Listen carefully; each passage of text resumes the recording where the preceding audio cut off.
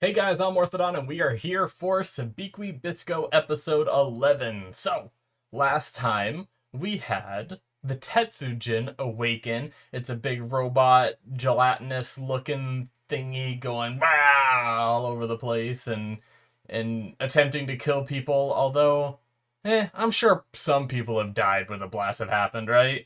And it seems like Kurikawa is in it.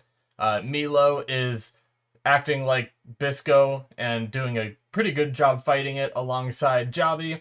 And Pawu is still being hot and badass somewhere, probably. So let's get started, shall we?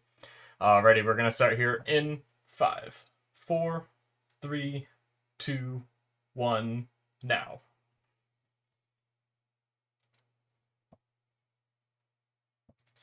I am gonna be eating some gummies throughout this episode. Just little fruit snacks. Not sponsored. Just I'm hungry. I had a really tiny dinner and I was fine up until a little while ago, and then my stomach just started growling like a motherfucker. So actually, you know what? I'm gonna open a pack of them immediately.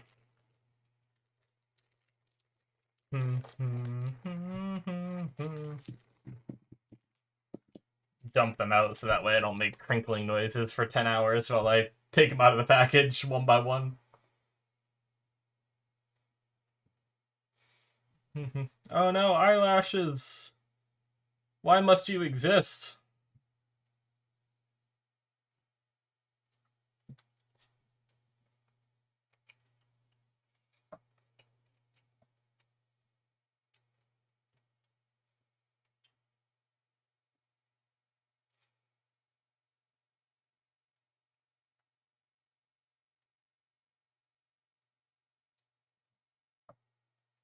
You know, have I said it already?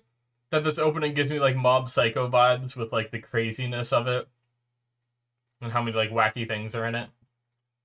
Oh, speaking of Pabu,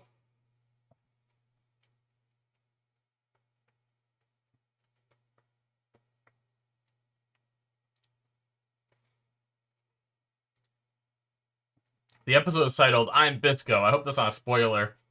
Milo was pretending to be Bisco, right? So maybe it's that.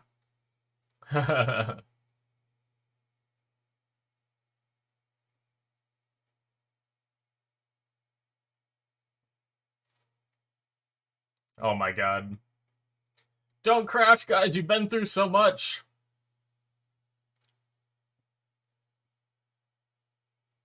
Can she not read it? She can't read that language, can she? Or she just can't understand it.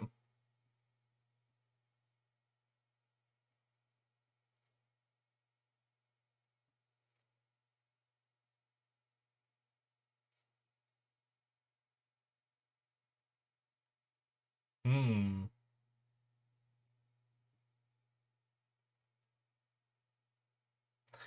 I feel like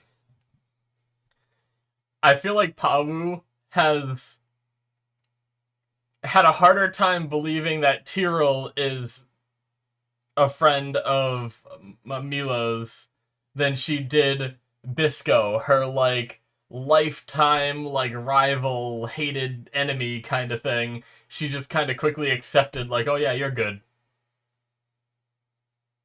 But Tyrell, she's like, "No, bitch, get away from my brother."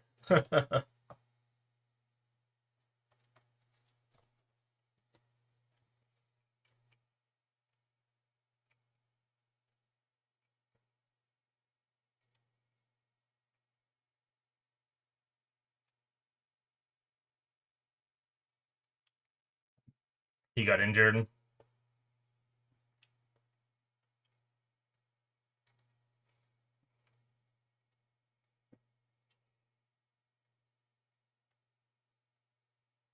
Hmm.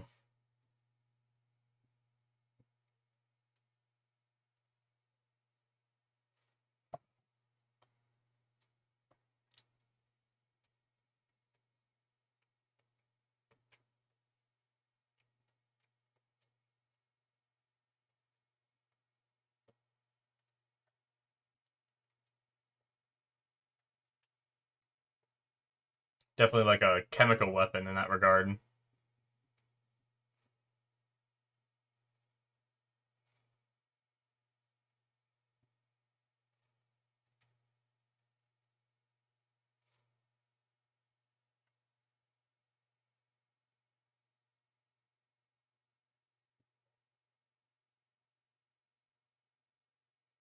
It's like a badass way to say it.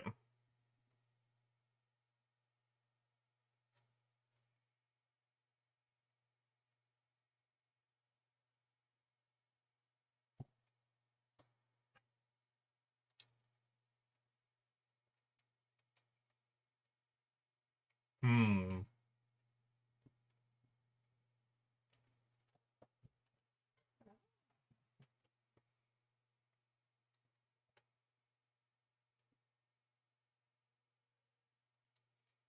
So, Pau and Tyrell are on their way here with the manual. That's probably going to give some insight into defeating it, right?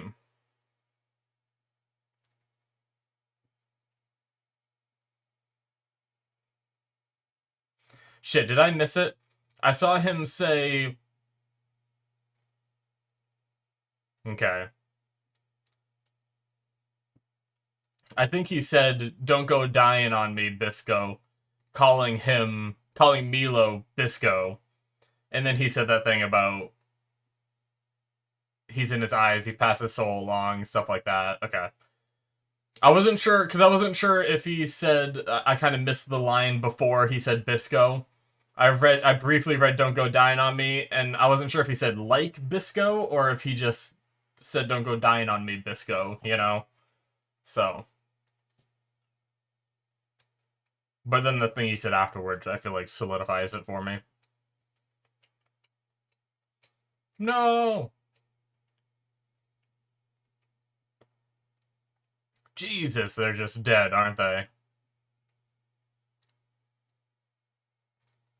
He's already dead, you fuck. But he's living with that within Milo, so he's going after him.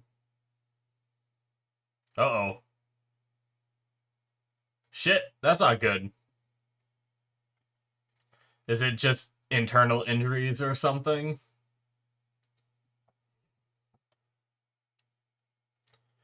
Oh shit, this is the kids.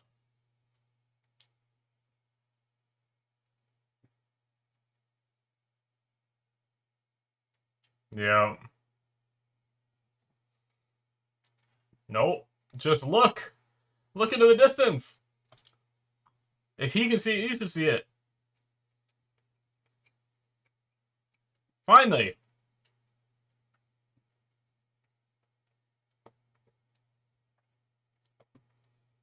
Nothing good.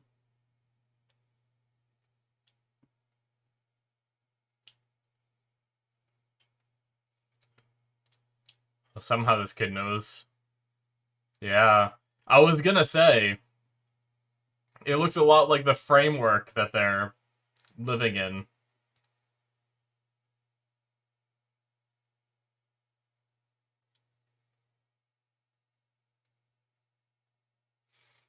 Not if Milo can help it. He's gonna come in like a badass, isn't he?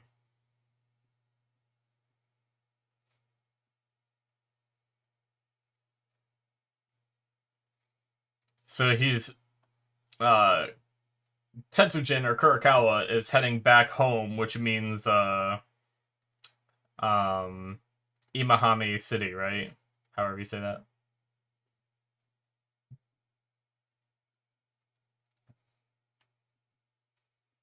Hmm. Yeah, it might be smart to flee for your lives. Come back later.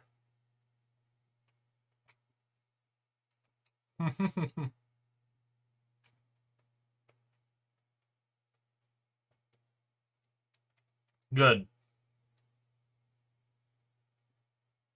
Just run.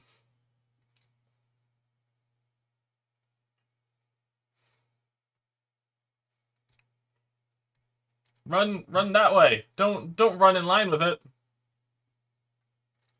Don't you open that mouth, you fuck. Jeez. Shit.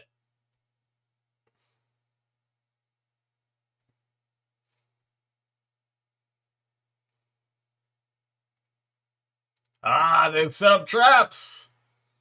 Get fucked. Oh, shit.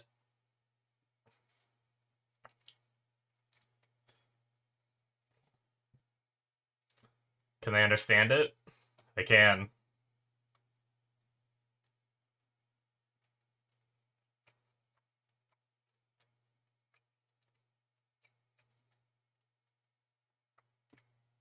No, just keep going, you damn kids. He's not after you. Just don't get in line of the city, right? And he probably won't chase you. Damn these brave kids.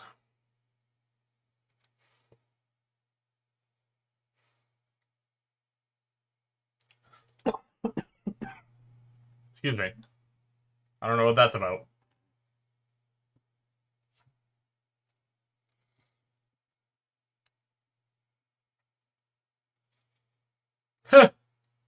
Oh no! Milo's gonna show up, hit him in the chin again.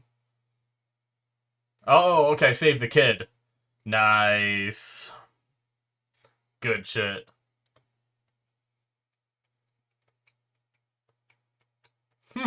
Jesus.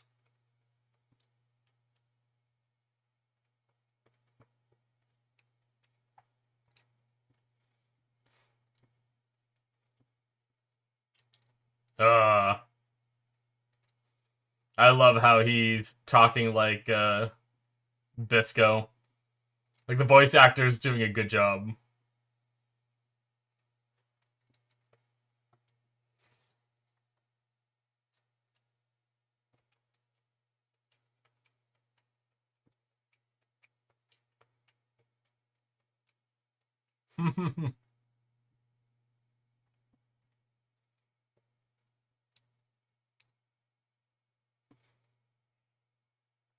What was that?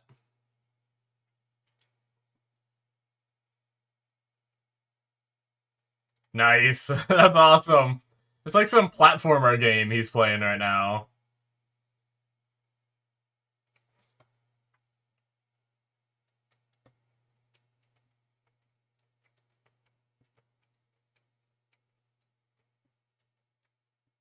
Yeah.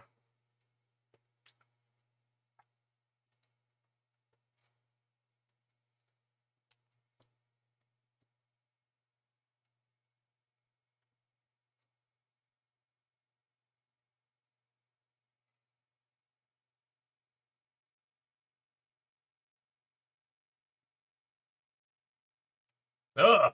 In the eyeball.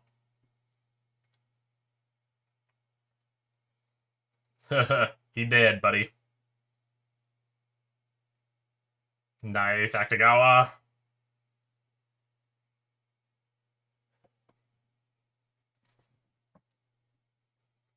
Jesus, just laser beams. Oh, Pau! What a badass. Nice. Just freakishly strong. Alright.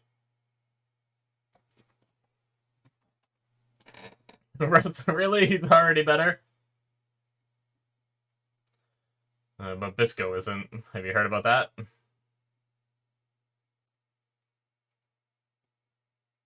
Nice. Good to see them doing shit.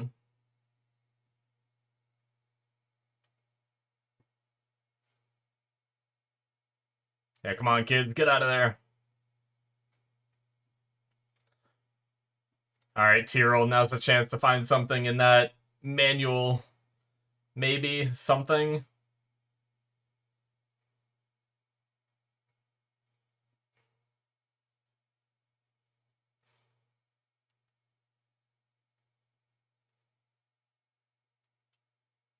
Oh my god, are we going back to these, like, prostitutes or whatever they're supposed to be?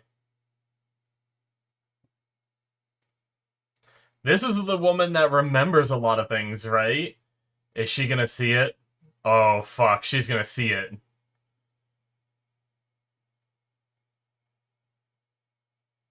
Yeah. She was the one in, like, the very first episode talking about how, like, the fall and everything. Like, she seemed to know quite a bit, I think.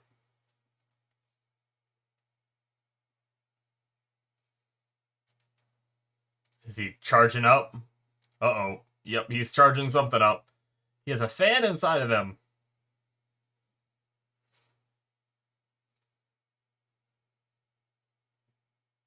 Faster!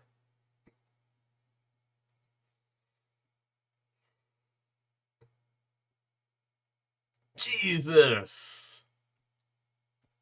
Wow! That's insane. Oh.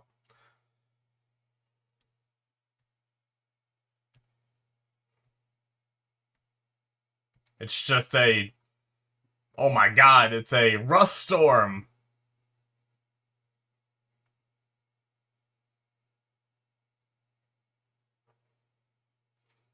I just realized Akutagawa's riding on it. On the car. That car's suspension is legit. Okay, so he can't do that anymore, seemingly, for now. Jesus. Oh, guess they're all dead. I'll just keep going then. Bye. The whole landscape is just, like, rusted now. Look at that. Akutagawa covered them.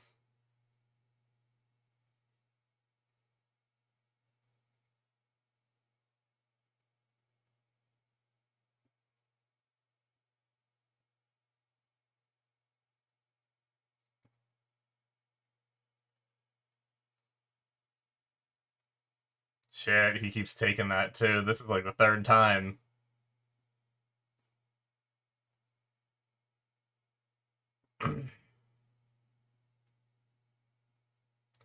Shit, dude.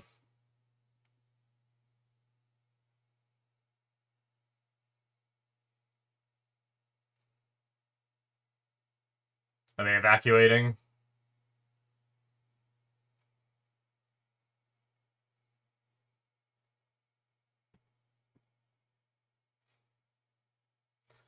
God. He just, nothing even threatened him there. He was just like, fuck this place. Oh my god, the music.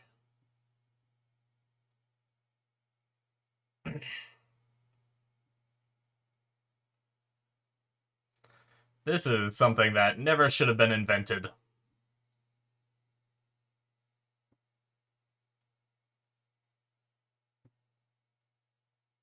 You again.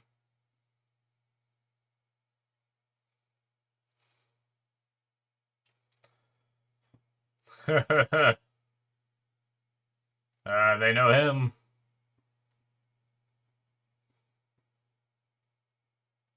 Oh, I got the tinglies. I love when, like, characters come back and, like, they recognize someone. There's, like, a badass now and shit. Ah.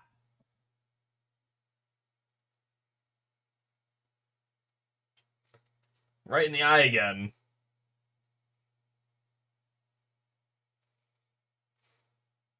This music is crazy. Uh-oh. Oh. You okay, Akutagawa? And of course Milo.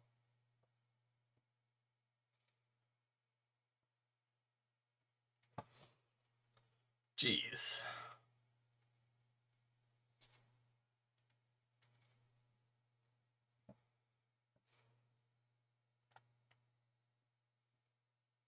They got the car working, or at least I found another one.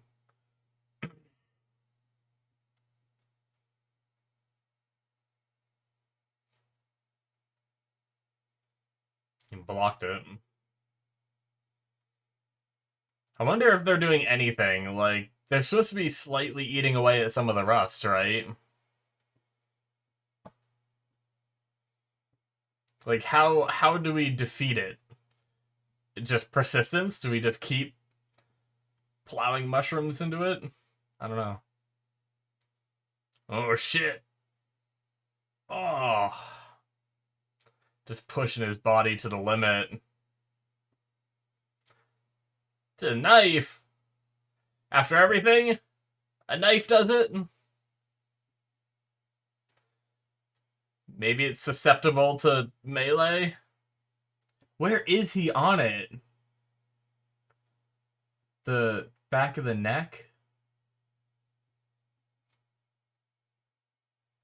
It's definitely not done yet. No way.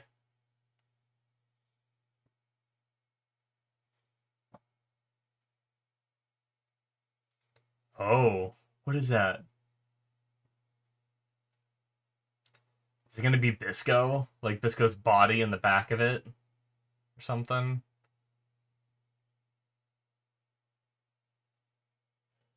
Oh.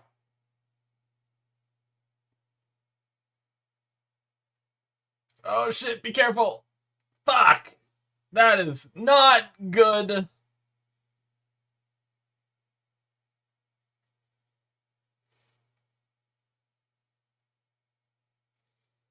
Oh, Pabu.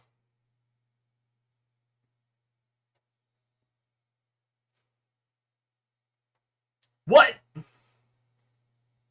What? No. What? What?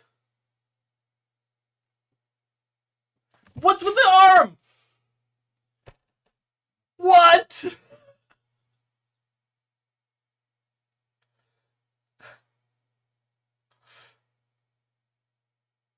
God damn it. What?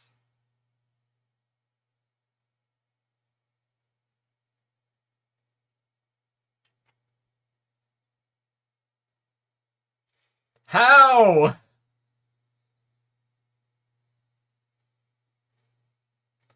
His arm is like... I don't even know.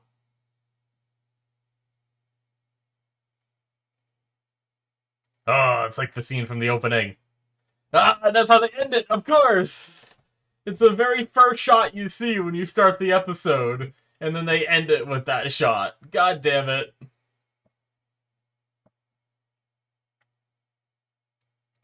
This is some anime bullshit. Just the...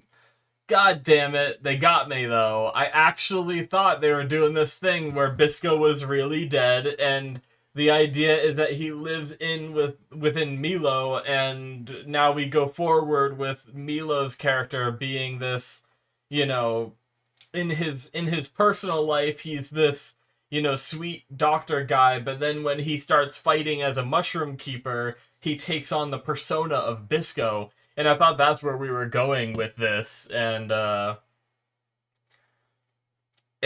how the story was gonna continue, but nope, just fucking Bisco's back, I guess. I don't know if I like it as much, but I don't know. Like, I like Bisco and I'm glad he's back, but...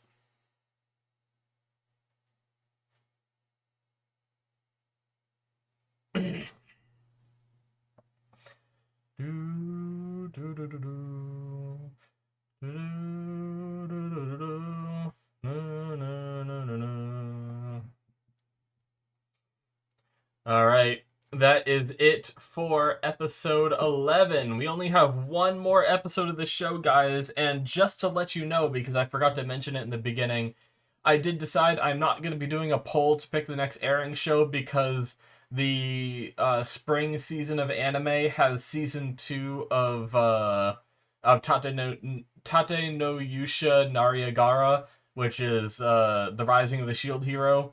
So I will be watching that since I watched season 1 a while ago, and I usually try to watch sequels as they air if I've seen the first season or the previous seasons already, you know? Kind of like how I did when My Hero was airing its season. I watched it as it aired and stuff like that. So, damn. Like, see, the thing is I feel like this whole like passing his soul and living on within Milo was all this like cool stuff, and Jobbies mentioned this episode of being like, his soul is within you. And I feel like yes, Bisco still passed all that stuff on, and it's still within Milo, right? He still changed Milo's life regardless of whether he's alive or dead. But I felt like it just meant so much more in his death than just finding out that he's alive again. Granted, I mean it was a badass entrance with like him just reaching up out of the back of that thing. So I guess like what happened was this thing was coming alive right as Bisco was sinking into this. And I guess somehow the thing is he looks better than he did. Like, he doesn't look as injured either. It's like whatever this was healed him, but it was like a vat of rust where it should have just killed him. So, I don't know. Like, the thing about this show is there's a lot of crazy things, but like, I was willing to accept a lot of things, like these weird creatures being turned into like the snails being turned into like planes. Like, they basically, it seemed like it was kind of like this world where a nuke went off, and the radiation from the nuke like caused all these creatures to evolve in weird ways, like Octogawa being a giant crab. Like, we saw like those giant ass monkeys, and then they just started like experimenting with them and adding like mechanical parts to them and everything. And I was willing to accept that, and it was like steeped in science. And then like this Tetsujin thing that like just blows rust everywhere, I was like, okay, yep, the humans just developed like this biological weapon and everything that's autonomous and everything. Like, sure, like that could happen if our technology advanced. But it seems like there's something even more with like the evolution of the human body, and I don't know what it was. That's like the one mystery in this show, seemingly, is what caused this evolution in the human body. Like, maybe, like, I guess I just said that like the radiation or after effects of everything that happened could have caused the creatures in the world to evolve. Maybe it caused some of the humans to evolve. And that's why Bisco is so strong, and that's why Pau is so strong. But the fact that he was able to survive a pit of magma, get encased in this thing's back, and then just push his way out after losing his arm as well. But now his arm is back, seemingly. It's like glowing, so I don't know if it's supposed to be like the magma attached to his arm and like became an extension of himself. But it just seems something like otherworldly at this point, like that keeps pushing Bisco to these limits. I don't know. Like, the thing is like I'm okay with a character coming back like this if there's a good reason why he's back. The problem is sometimes this show does things without giving us the reason, and that's what I'm really worried about. Is we're gonna go into the last episode and they're gonna be like, how are you still alive? And he's gonna be like, I'm just that badass, and then he just goes and starts shooting arrows at this thing and defeats it. But I don't know. We'll see. I think I need this last episode to see what they decide to do with this. Like, do they give us some kind of explanation at all, or do they just leave it and be like, well, you know, we couldn't just kill the main character. He's in the first shot of the opening. You think we'd really do that? You're the stupid one for thinking he was actually dead. But I don't know. Um. Anyway. I still like that Pau didn't trust Tyrell, but seemed to, like, in the moment, believe Bisco so quickly when they were about to have their fight over by the, what was it? Like, the pipe snake, or whatever it was. I thought that was funny. I kind of talked about it a bit in the reaction already, but, calling the Rust Eater, like, a Death God Eater because they liked the Tetsujin or they liked the rust to this god, this death god, and the Rust Eater is something that is able to consume it. So So they considered it kind of like a Death God Eater. It's just like a freaking badass name, you know? Wasn't there an anime called God Eater? I'm pretty sure I've seen it. Yeah. But, But yeah, and I mean, it doesn't seem as impactful now, but I wrote down that, like, Bisco's soul within Milo, which we kind of knew already, but Jabi saying it gave it more of an impact to me. And the idea that, you know, when he's getting into these fighting situations, he starts talking a lot more like Bisco, you know? I thought that was really cool, and a cool way to still kind of have Bisco in the show without having him in the show, yet you know, now that he's back in the show, I feel like we're gonna go back into a status quo where, like, Milo's probably still gonna be a badass, like, you know, pseudo mushroom keeper. I don't know if he's considered an official mushroom keeper at this point, you know, but he's essentially doing the same thing, right? Um, but Milo's also been injecting himself with this poison, and he said your body's not gonna last long if you do that. So, like, and then he said, like, take care of Pawu for me, like he's gonna die. So is Milo now gonna die and Bisco's gonna live in this last episode and Bisco's gonna continue on with Milo inside him, you know? Are they gonna flip it in the last episode on us completely? I don't know. I wouldn't be surprised if they did kill him and they're just like, well, yep, that's how it went, you know? But I also wouldn't be surprised if they come out with some, like, bullshit injection where, like, Bisco's like, oh, yes, I use this poison too, and I have the cure, you know? Somehow it stayed with me while I was in this freaking magma pit and just injects him with it and he's fine, you know? And they all live happily ever after, hurrah. But I'm a little salty because, I don't know, I just really like the idea of consequences in this world where even the main characters could die, and, you know, and everything I've already basically said about Bisco living on within Milo. But it all doesn't really matter now because he's alive. But, like I said, I don't want to judge it too harshly until I see the last episode. Maybe they'll have a logical explanation of why he has this, like, super glowy arm magically reattached. Because his arm also fell off in, like, a completely different spot. So it's not like he, like, grabbed it and reattached it somehow, you know? And I don't know. We'll see. But, I mean, it's badass from the sense of just a badass point of view, but when you really start to analyze it and really start to think about, like, what it means and how it happened and everything, it's just, like, not as good for me. But we'll see. It's pretty crazy stuff, but I think that's really all for me. Like, I like Tiro coming in, although she had that manual and we haven't really had much with it yet, but we still have room for, you know, her to shout something out and be like, hey, you know, the back of the neck is its weak spot or something, like a Titan from Attack on Titan, I don't know.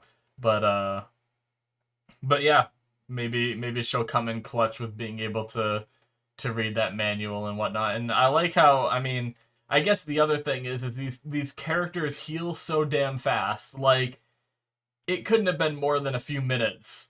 And Jabi's like, oh yeah, that gave me time to rest, you know? Like, I mean, I don't know, maybe more time did pass. I guess he does walk kinda slow, and he did make it a pretty good distance, so maybe he had like 30 minutes. But either way, he had a grave injury to his leg, and now suddenly he's like, I'm fine. Well, granted, he's not up and walking yet, so maybe he's just pushing himself to the limits. But I wouldn't be surprised if next episode we see him running around, jumping around, and shooting arrows, because that's the kind of thing with this show. It's like injuries only take like a few minutes to heal, apparently, in this world as well. So, I don't know. It's just all kinds of like weird, crazy stuff, and I don't know what's going on anymore. I'm so confused. Bisco returning has turned this confusing show into even more confusion. I will say I did like when all the people saw Milo on the screen and everything, and it's all like the people that he's helped and everything, and they're all like, hey, you know, he was our doctor and now he's this badass trying to save the world, you know? Although, once again, that gets a little bit overshadowed with Bisco's return, but now I guess if the TV cuts back on, because we saw it like went static after, so it's not really displaying anything at the moment, but if that TV gets cut back on and they get to see Bisco saving them from this terror. Maybe that will, Kurkawa will be dead if they defeat this thing, and he'll be gone this time. And they'll see this Mushroom Keeper saving them. Maybe that'll start swaying public opinion away from, hating Mushroom Keepers, and that's how we kind of end it, That'd be kind of cool. But anyways, guys, I think that's going to be it from me. Make sure you hit that subscribe button if you enjoyed. Check out my Patreon if you want to see more from me. This was just a normal airing show, so nothing extra for this show on Patreon, but there's all kinds of other content on there. Check it all out if you're interested, and support the channel and become a member of the Patreon if you're interested in helping out. So and getting that content, of course. Thank you guys so much, and I will see you in my future reactions. Bye-bye.